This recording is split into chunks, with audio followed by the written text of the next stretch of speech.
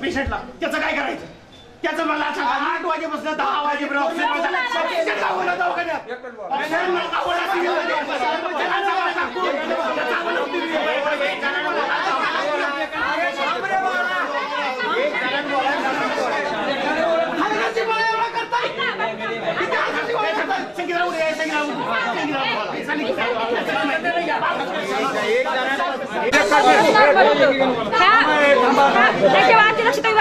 Patient चांगलं होतं. आम्ही रात्री गेलो तेव्हा मला चांगलं बोललं. मी रात्री घरी गेलो रात्री 1 वाजता त्यांनी जनरल वॉर्डमध्ये शिफ्ट केलं. तिथे शिफ्ट केल्यानंतर त्यांनी काहीही लक्ष दिलेलं नाही. तिला ओटूची गरज होती, ओटू लावला नाही. मी सकाळी 6ला मला माझ्या आईचा फोन आला, तिची गंभीर अवस्था झाली. तेव्हा मी इथं आले 6 वाजता. मी इथं आले 6 वाजता 8 वाजेपर्यंत सिस्टरला रिक्वेस्ट करत होते.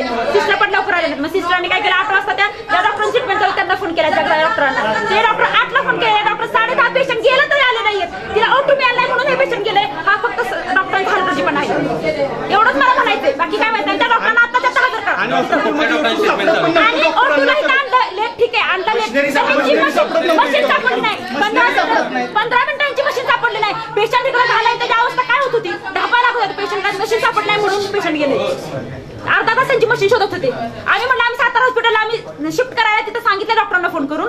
तिथं बेड तयार होता. डॉक्टरांचा फोन येत होता कधी आणता ॲम्ब्युलन्स तयार आहे. ह्या लोकांनी आम्हाला पेशंटच्या हातात दिला नाही. आम्ही 8:30 वाजल्यापासून 9 वाजल्यापासून पेशंट मागत होतो. आमचा त्या पेशंट 8 वाजता डॉक्टरांना फोन केला, 9:30 आम्हाला डिस्चार्ज देऊन दिला नाही त्यांनी. आम्ही म्हणलं आम्ही आमच्या दुसऱ्या डॉक्टरच्या देतो, तुमचे नाही लक्ष देत तर आम्ही जातो तिकडे. त्यांनी आमच्या पेशंट हातातच दिला नाही. जेव्हा गेलं त्यावेळेस आम्हाला सांगितलं नाही. आम्ही फक्त पेशंटला रिक्वेस्ट करत होतो की आमच्या पेशंटला लवकरात लवकर ऑक्सिजन लावा, त्याला ऑक्सिजनची गरज आहे एवढीच रिक्वेस्ट करत होतो. पण डॉक्टरच आज जाऊन बसले, आम्ही कुणालाही मारहाण केलेली नाहीये. फक्त आमचा गोंधळ झाला, पेशंट गेला सांगितलं, मग आम्ही ओरडलो जोरात. त्यालाच घेऊन त्यात बसले. आम्ही कुणी त्यांना हात सुद्धा लावलेला नाही. डॉक्टरांचाही खोटा आरोप आहे.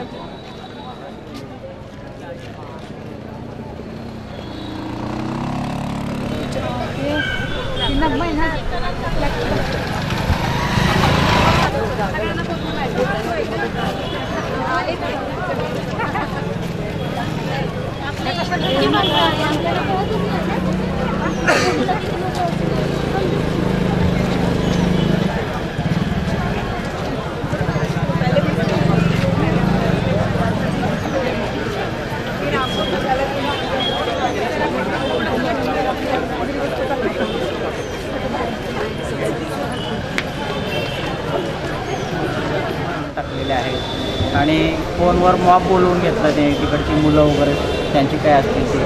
आणि दवाखान्यात गोंधळ घालायला सुरुवात केला. कॉट इकडे तिकडे आमच्या फेकून दिल्या.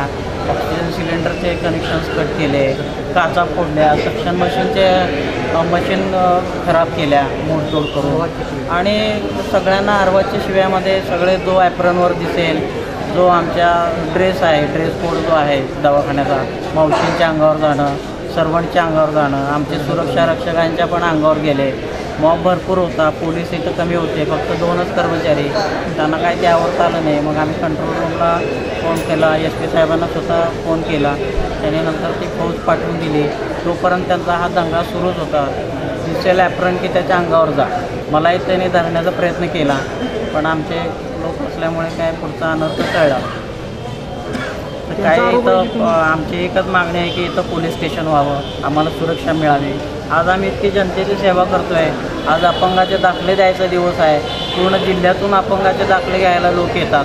आम्ही असे असुरक्षित असेल तर कोणीही काम करणार नाही आमचं. मग त्या होणाऱ्या गैरसोयीला आपण जे करणे शक्यच नाही. पेशंट हा पॉयझनिंग होता, त्यांना आल्या आपण सूचना दिलेल्या असतात. हा पेशंट सिरियसच असतो, तो दिसायला वाटतो की आता बरा आहे, पण त्याच्या शरीरामध्ये भिनलेलं असतं ते विषाचं प्रमाण, ते त्याच्यामुळे कधीही डेथ होऊ शकते, कधीही सिरियस होऊ शकतो. काही प्रमाणात डिस्चार्ज दिल्यानंतर घरीसुद्धा डेथ झालेली आहे ऑन डॉक्युमेंट्स. तर असं काही नाही आहे. नातेवाईकाला कल्पना देतोच आपण. ॲडमिट केल्यानंतर पूर्व सूचना दिलेली असते, रोजचे रोज त्याला सूचना दिलेली असते.